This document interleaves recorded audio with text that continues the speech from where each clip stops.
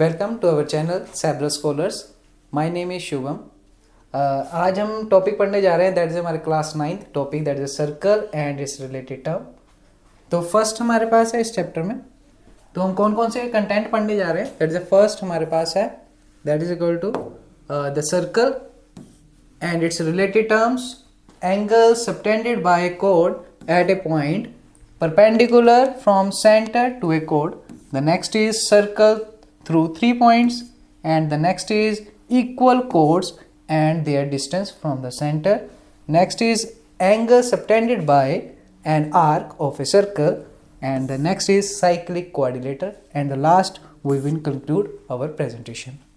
Now we go for the first slide.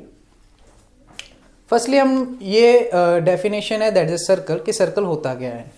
तो हमारे पास definition क्या आती है, मैथमेटिकली डेफिनेशन क्या कहती है, कहते हैं कि आपके पास collection of all the points, मतलब आपके पास एक प्लेन है, प्लेन में हमने क्या करना है,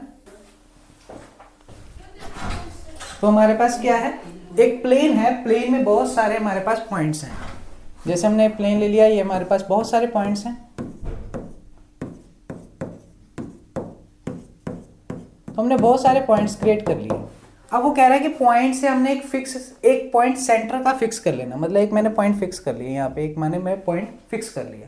अब जितने भी पॉइंट्स हैं उससे हमारे पास क्या होना चाहिए, एक फिक्स्ड डिस्टेंस होना चाहिए। क्या होना चाहिए, फिक्स डिस्टेंस होना चाहिए उस पॉइंट से। मतलब यहाँ पे एक पॉइंट होगा, यहाँ पे एक पॉइंट होगा, यहाँ पे एक पॉइंट होगा, यहाँ पे एक पॉइंट होगा, यहाँ पे एक पॉइंट होगा, यहाँ पे एक पॉइंट होगा, यहाँ पे एक पॉइंट होगा, यहाँ पे एक पॉइंट, यहाँ पे। तो ये सारे पॉइंट्स है, यहाँ पे जितना भी डिस्टेंस है हर एक पॉइंट का एक फिक्स्ड पॉइंट से, वो हमारे पास क्या होना चाहिए, सेम होना चाहिए। तो अगर ये हमारे पास सेम है और मैं इन सभी पॉइंट्स को मीट करता हूँ, और जो मेरे पास शेप बन रही है, वो मेरे पास कैसी शेप है, एक सर्कल रिप्रेजेंट करेगी। तो ये डेफिनेशन है हमारी मैथमेटिकली। तो दोबारा हम करते हैं कि हमारे पास कोई भी सर्कल है, सर्कल की क्या डेफिनेशन है, collection of all the points in a plane which are at a fixed distance from the fixed point in the plane, that is हमारे पास सर्कल। तो ये हमारे पास एक सर्कल की डेफिनेशन बनती है। इसमें भी देखो कि आपके पास O क्या है, O रिप्रेजेंट कर रहा है हमारे पास सेंटर। P हमारे पास कोई भी पॉइंट है, P पॉइंट कोई भी हो सकता है, ये वाला भी P पॉइंट हो सकता है, ये Q हो सकता है, ये R हो सकता है, ये S हो सकता है, ये T, U, V, W, X, कोई भी पॉइंट हो सकता है। ये O सेंटर में से जो डिस्टेंस है O और X का, ये हमारे पास R है, जो मैं बताऊंगा आगे क्या होता है R। तो पहले OX है, ये हमारे पास डिस्टेंस है, कॉन्स्टेंट डिस्टेंस होना चाहिए कि हर एक पॉइंट से जो पॉइंट सर्कल पे लाई कर रहा है और फिक्स्ड डिस्टेंस है, उसका डिस्टेंस क्या होना चाहिए, कांस्टेंट होना चाहिए। तो ये हमारे पास डेफिनेशन हो जाती है सर्कल की। तो नेक्स्ट हमारे पास क्या है, कुछ टर्म्स हैं जो हमने कहा कि circle and it's related terms. तो पहली टर्म आती है हमारे पास इस चैप्टर में, रेडियस। तो रेडियस होता क्या है, अब देखिए हमारे पास होता क्या है सर्कल। पहले हमारे पास है रेडियस। हमने अभी पढ़ा कि हमारे पास एक सर्कल है, सर्कल का एक फिक्स्ड पॉइंट है, एक सर्कल है, सर्कल का फिक्स्ड पॉइंट है, पॉइंट का नाम दे दिया हमने O।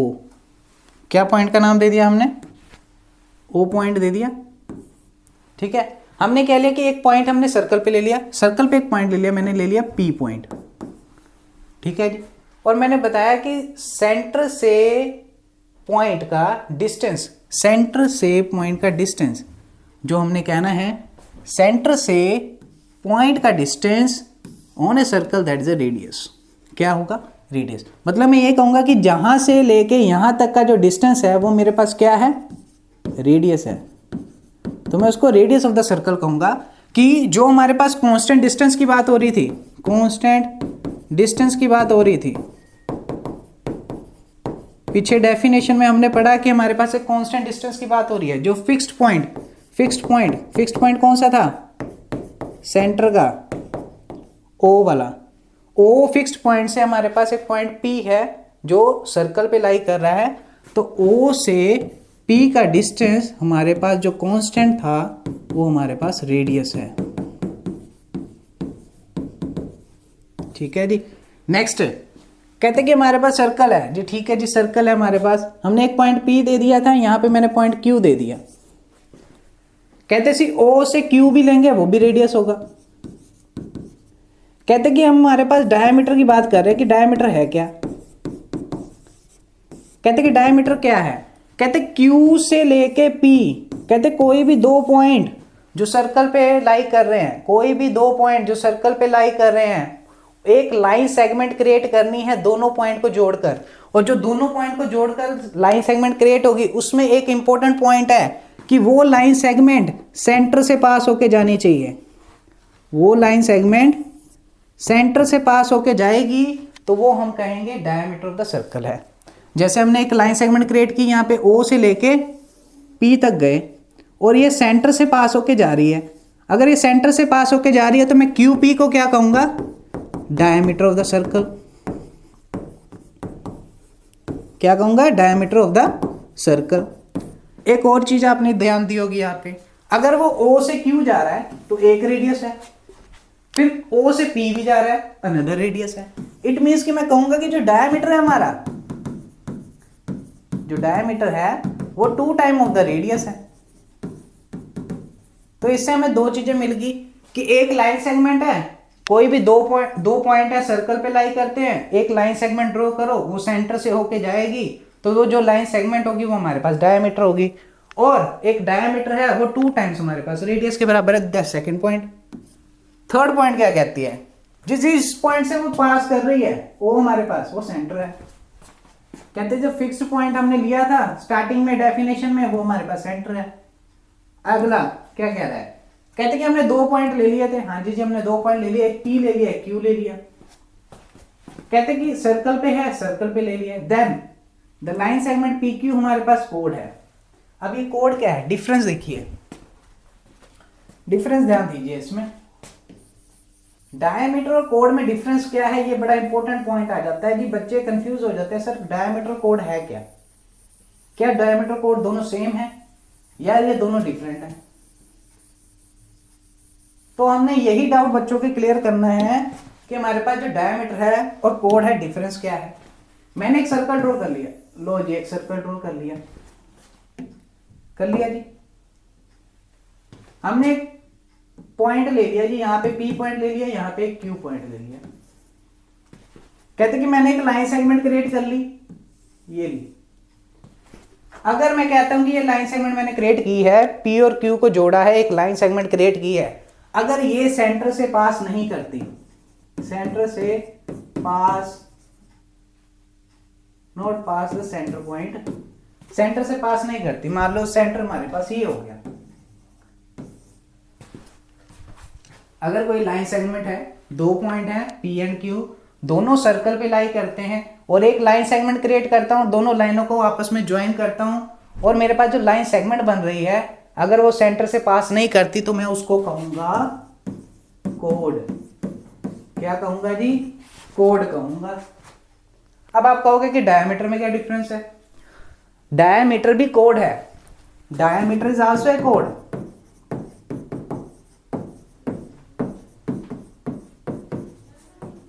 Diameter is also code, साथ में डायमीटर कोड भी है और ये मैक्सिमम कोड है। क्या है,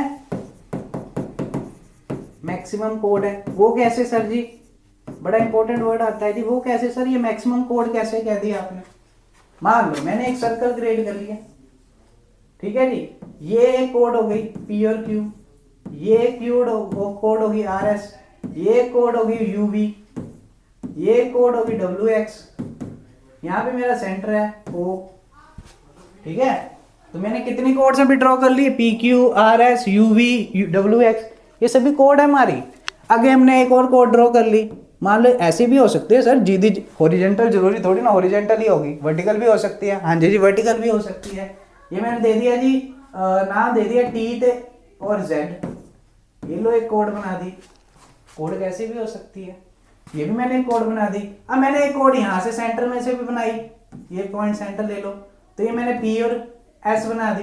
तो PS हमारे पास कौन सी है, मैक्सिमम कोड है। मैक्सिमम कोड क्या कर रही है, सर्कल को 2 इक्वल पार्ट्स में डिवाइड कर रही है। ये बड़ा इंपॉर्टेंट पार्ट है जी, जो कोड मैक्सिमम है P और Q जो सेंटर से पास होके जा रही है, वो सर्कल को 2 पार्ट्स में डिवाइड कर रही है, 2 इक्वल पार्ट्स में। इट मींस कि मैं इसको क्या कहूंगा, सेमी सर्कल। क्या कहूंगा जी, सेमी सर्कल। बड़ा वर्ड, बड़ा इंपॉर्टेंट वर्ड है जी, सेमी सर्कल। वो तभी बनेगा जब आपके पास पी और क्यू एक लाइन सेगमेंट है, वो सेंटर से पास होके जाएगी और वो मैक्सिमम कोड होगी जिसको हम डायमीटर कहेंगे। तो डायमीटर और कोड में ज़्यादा डिफरेंस नहीं है, तो ये they both are the same. Difference यही है कि कोड क्या हो सकता है, कोड कोई भी दो पॉइंट को मीट करोगे कोड बनेगी। डायमीटर क्या है, वो मैक्सिमम कोड है, वो सेंटर से पास होके जाएगी तो हमारे पास वो मैक्सिमम कोड होगी। हाँ जी, नेक्स्ट पॉइंट हमारे पास आता है आर्क का। आर्क क्या है, कहते हैं कि आर्क क्या है, a piece of a circle between the two point is called the arc. हाँ जी जी, ये बड़ा इंपॉर्टेंट पॉइंट है, अब इसी में बता देता हूं। कहते हैं मैंने एक पॉइंट ले लिया, यहां पे ले लो जी, एक पॉइंट ले लो, बड़ा इंपॉर्टेंट पॉइंट है जी।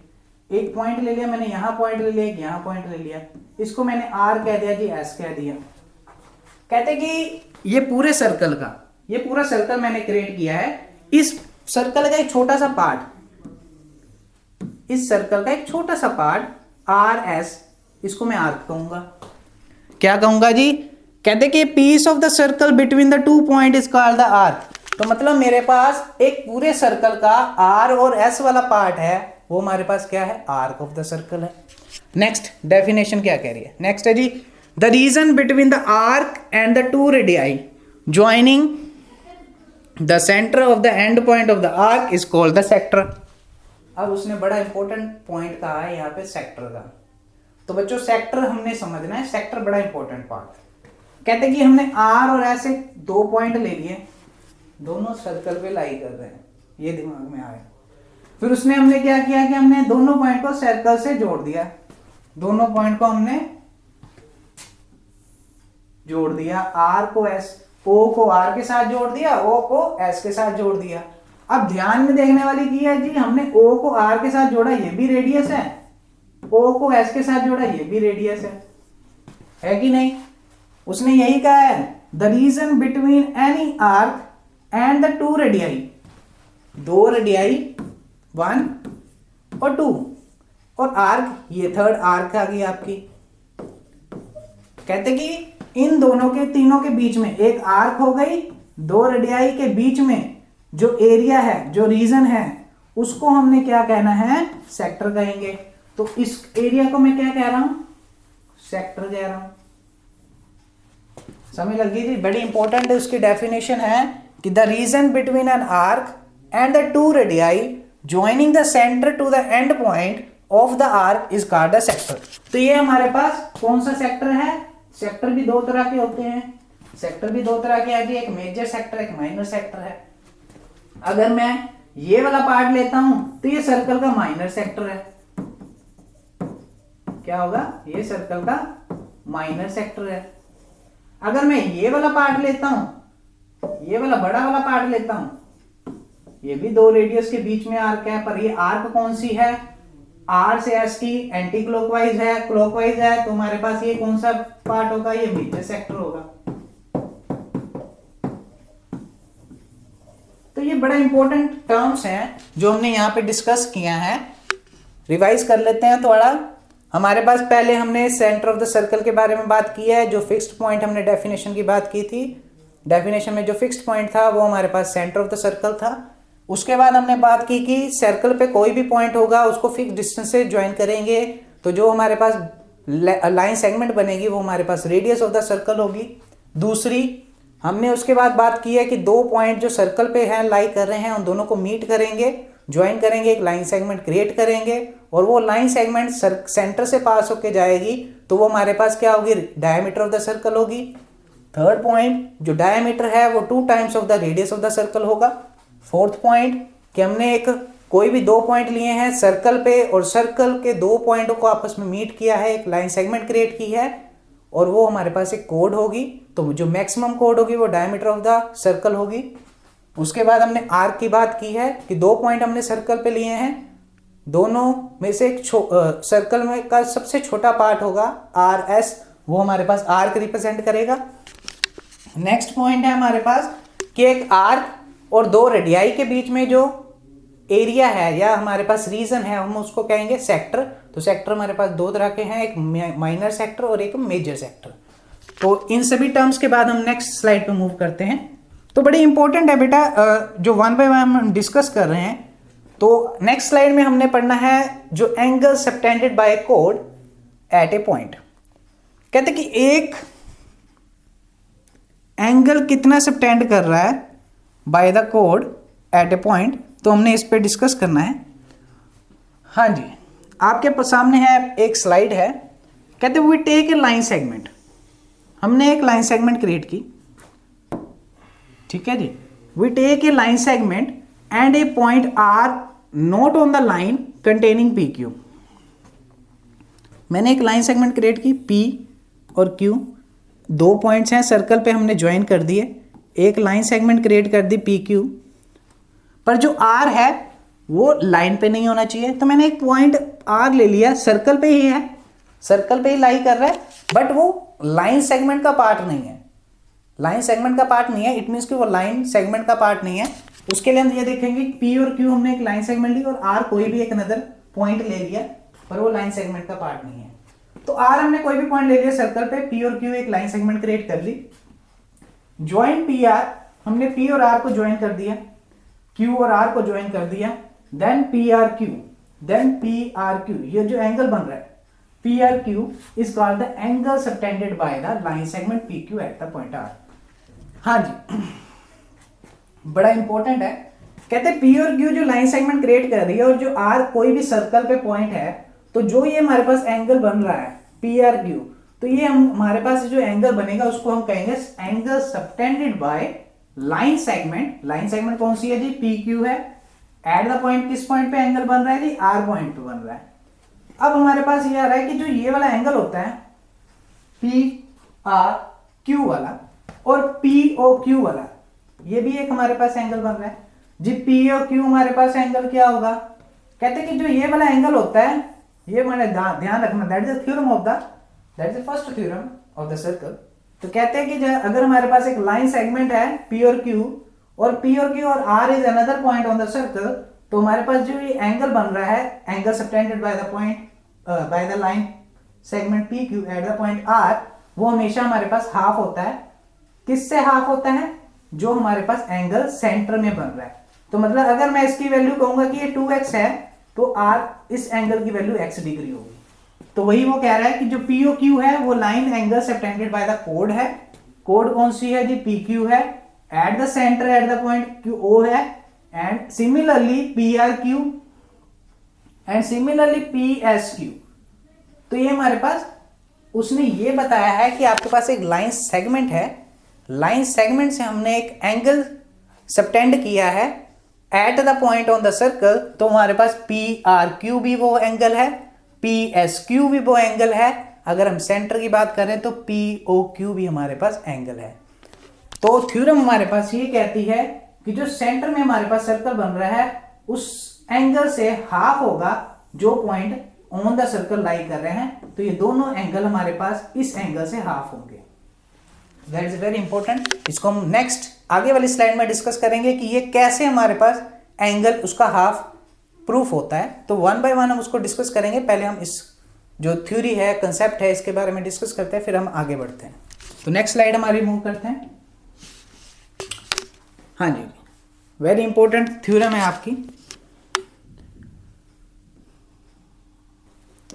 हाँ जी, बड़ा इंपॉर्टेंट थ्योरम। थ्योरम नंबर 1 है जी, चैप्टर आपका circle, and theorem number 1 that is equal code of a circle subtended equal angle eight the centre. तो बेटा थ्योरम को पढ़ने से पहले ना आपको स्टेटमेंट को अंडरस्टैंड करना बड़ा इंपॉर्टेंट है कि स्टेटमेंट क्या चाहती है और आपको क्या प्रूफ करना है। तो हमने एक एक वर्ड पकड़ना है, जो स्टेटमेंट कह रही है हमने उसके अकॉर्डिंगली जो वो कह रहा है हमें उसको लिखते जाना है और हमने उसको सोल्व कर देना है। कोई बड़ा मुश्किल काम नहीं है। तो पहला हमारे पास है जी थ्योरम है। थ्योरम क्या कहती है जी?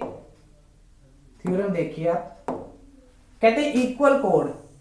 हमने ले लिया कि सर्कल है, हमारे पास सर्कल है, हमने रफली ड्रॉ कर लिया, हमारे पास एक सर्कल हो जाएगा। इक्वल कोड की बात की है जी, तो जितना यहाँ पे होगा उतना ही यहाँ पे होगा। इक्वल कोड ले लिया मैंने। अगर मैं इसका नाम ए बी दे दूं और इसको नाम सी डी दे दूं, तो और मैं कह दूं कि ए बी सी डी के बराबर है, तो मैं कह सकता हूं कि जितनी कोड ए बी है उतनी कोड सी डी है। अब उसने कहा कि ए बी और सी डी कोड हमारे पास इक्वल है। पहले बना दिया, हमने बना लिया। सबटेंड कर रहे हैं इक्वल एंगल। सबटेंड किस पे करेंगे जी, हमने एक सेंटर ले लिया ओ, मतलब ये यहां से यहां ड्रॉ कर दिया, ये यहां से यहां ड्रॉ कर दिया। अभी पीछे डेफिनेशन हमने पढ़ी थी सबटेंडेड एंगल वाली कि कोई भी लाइन सेगमेंट होगी और उस पे सेंटर पे हम एंगल बनाएंगे तो that is angle subtended by the line segment eight the centre. तो वही हमने कह दिया। और उसमें प्रूफ क्या करना है, दैट इज वेरी इंपॉर्टेंट। कहता है सबटेंड कर रहा है, सबटेंड कर रहा है इक्वल एंगल, ये हमने क्या करना है, टू प्रूफ करना है। ये प्रूफ करने वाला पार्ट है जी। ये क्या था, गिवन था। क्या था जी, given part of the theorem. तो given part of the theorem कह रही है कि ABCD के बराबर है। टू प्रूफ क्या करना है कि जो ये वाला एंगल है ये दोनों आपस में इक्वल है, ये हमने प्रूफ करना है। ये दोनों एंगल आपस में इक्वल है, ये हमने प्रूफ करना है। भाई हमारे पास गिवन क्या है, हमने वहां से स्टार्ट करना है। गिवन क्या है जी, हमने दो ट्रायंगल ले लिए। कौन कौन से, ध्यान दीजिए। ये एक ट्रायंगल ये है, एक ट्रायंगल ये है।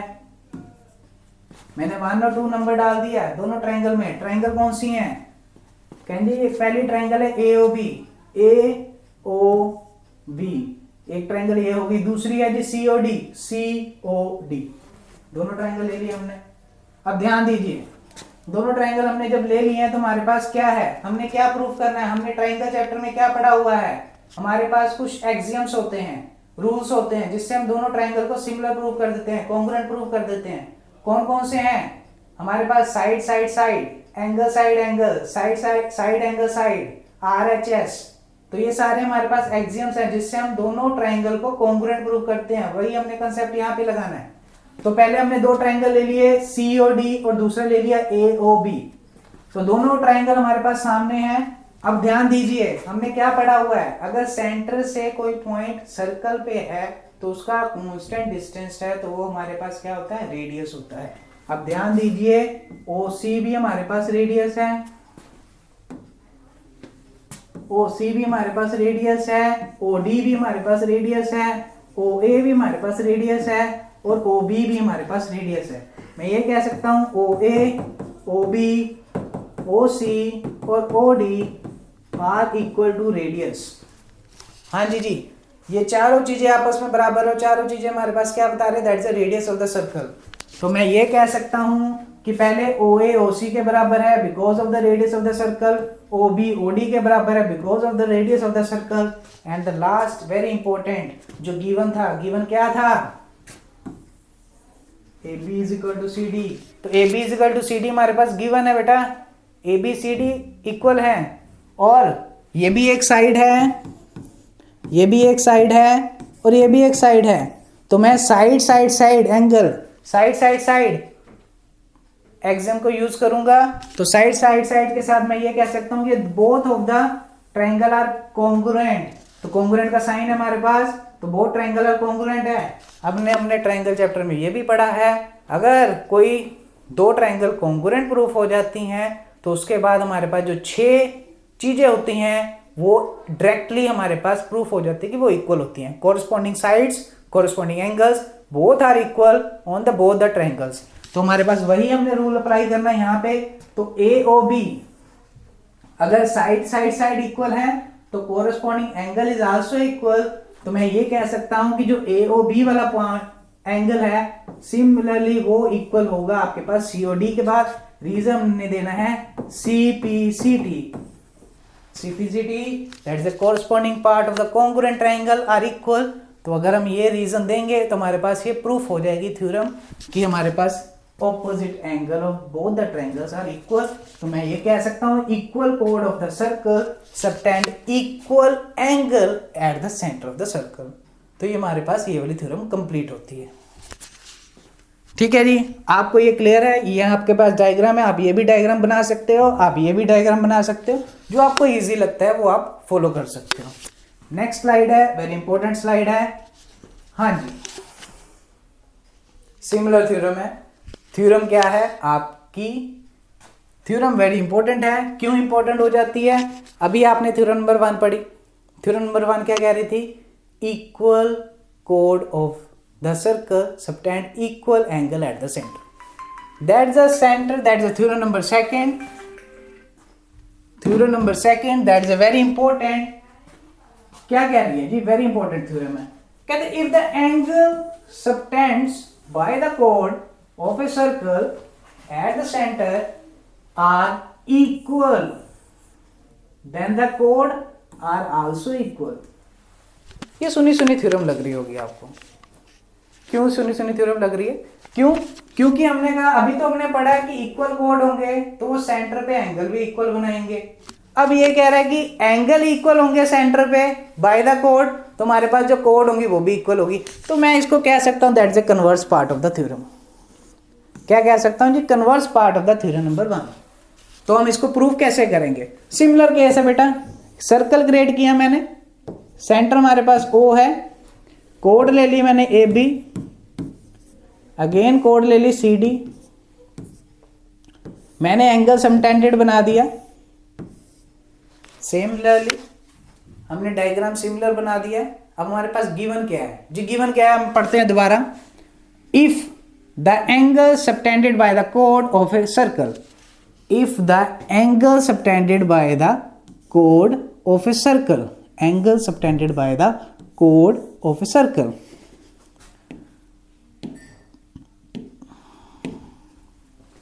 तो मैं ये कह रहा हूं कि ये वाला एंगल और ये वाला एंगल उसने क्या दिया है? At the center, at the centre क्या होना चाहिए? एट द सेंटर क्या होना चाहिए? इक्वल। एट द सेंटर क्या है जी? ये दोनों इक्वल होने चाहिए। उसने पहले गिवन दे दिया, क्या दिया हुआ है? Angle AOB is equal to angle COD। ये क्या है? गिवन पार्ट है। क्या है ये थ्योरम का? ये गिवन पार्ट है जी थ्योरम का, ये उसने कहा है।